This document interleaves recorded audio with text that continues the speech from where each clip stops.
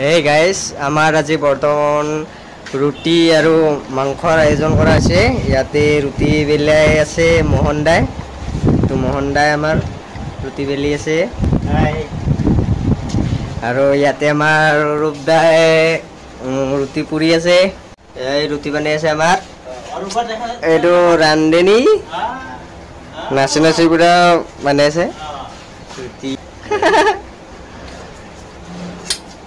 ইয়াতে মাংস আছে, ৰুটি আৰু মাংস।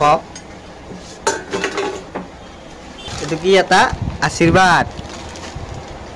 আমাৰ কি ধুনীয়াকে মোহন দাই ৰুটি বেলি আছে, ধুনীয়া হৈছে। গুল গুল হৈছে না? ধুনীয়া হৈছে। কবি দেই। আমাৰ মোহন দাৰ ভিডিঅ' চাব দেই চবেই।